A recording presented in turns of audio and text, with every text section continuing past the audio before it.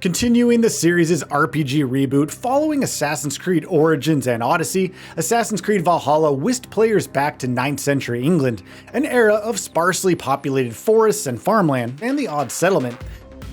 A time when Vikings acted as both oppressive invaders and nurturers of community in the game. You take on the role of Eivor, a warrior who falls into the parentage of Clan King Styrbjorn, following their parents' brutal murder. As sibling to the king's son Sigurd, Eivor and their clan leave their homeland for pastures new, and it's the historically established duality of Viking motivation which provides game-spanning problems for Valhalla's narrative. The game's good for the most part, decent combat, likable characters, and immersive open world, but the developer clearly had a hard time deciding what kind of story they wanted to tell. We must be careful now. Let battle sweat flow.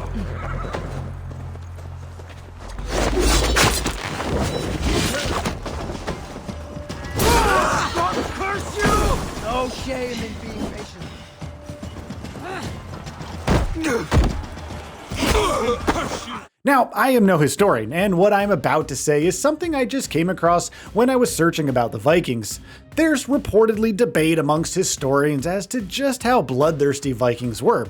Yes, they ransacked settlements, but there's also evidence that they favored diplomacy over bloodshed. They coexisted, helped develop language, and establish new trade routes. Regardless of whether this is true or not, you do a lot of killing in command of Eivor in Valhalla, but overall, the Vikings aren't shown to be exclusively evil in this game.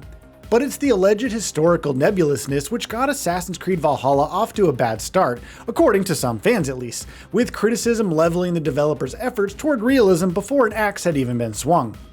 According to player feedback, incorrect weaponry, improper armor, inaccurate shields, improper representation of Saxon culture, over-romanticized visions of Viking wanderlust, numerous were the issues raised by those of a historical background following Valhalla's reveal trailer. The thing is, video games always blur the edges between historical fact and entertaining fiction. Oversized weapons, for instance, have always been a thing, their larger frame being more readable on screen.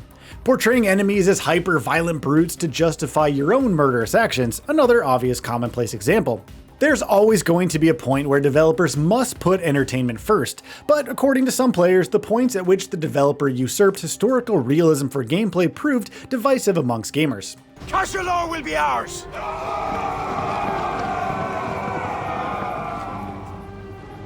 Eivor!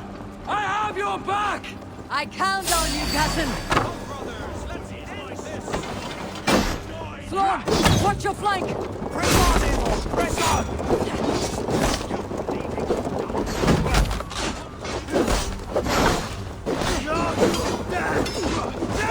Let us loot! Another example would be the verdant landscape of England itself. Now, setting is consistently one of Assassin's Creed's most well-realized features, and whilst the environment's design is as stellar as always in Valhalla, the efforts towards historical accuracy do present the question as to whether 9th century England was the right choice for an Assassin's Creed game. After all, the land is flat. According to my research, Anglo-Saxon settlers didn't build to height. Colossal medieval castles weren't constructed yet. Forests had next to nothing in them. The sparse population centered in settlements meant there wasn't a lot of interesting happenstances occurring during open-world traversal. Thus, the series' integral parkour and free-running is sidelined in favor of traipsing across a vast open world, where not a lot tends to occur. Historically accurate to a degree, perhaps, but foregoing much of what makes video games, and Assassin's Creed games in particular, entertaining. Whether this is appealing depends on the individual, of course, as is the theme of this feature. It's divisive. The decision to set one of Assassin's Creed mainline entry within a Viking era means the series' stealth mechanics have been kept on the sidelines too. Albeit with the reintroduction of classic features like social stealth, there's more opportunities for sneaking than in the action-oriented Origins and Odyssey. Still, Eivor is not an assassin. Their skills in stealth clunky and sluggish. There are stealth elements here though. Eivor is given a handful of tactics from the Hidden Ones, assassins before they called themselves so. One is how to best utilize the blade which they bestow you with, and another is a strategy for camouflaging in plain sight. By donning a hood, a tactic not unique to Valhalla, but a staple of the series at large, Eivor can sneak into populated areas where Vikings are not welcome, or simply walk by guards without them noticing.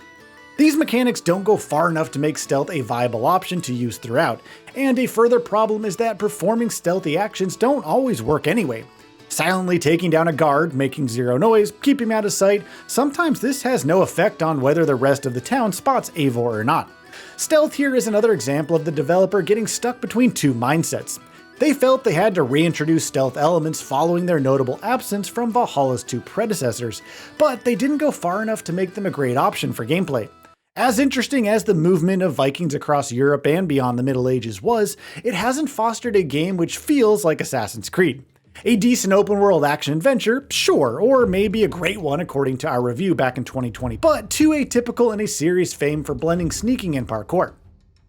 The gargantuan open world plays host to a huge campaign as well, with the story's length itself another bone of contention amongst gamers. Clocking in at around 60 hours, Eivor's Odyssey through Middle Ages England takes a while to get going, and it isn't all that satisfying to undertake and complete. Worse still, arguably the game's prologue section in Norway is the most interesting part of Valhalla, with many believing the game does go downhill once the clan lands in England. Assassin's Creed Valhalla then is too long. In fact, Valhalla was one of numerous AAA titles which kickstarted the widespread debate on whether video games had become too large.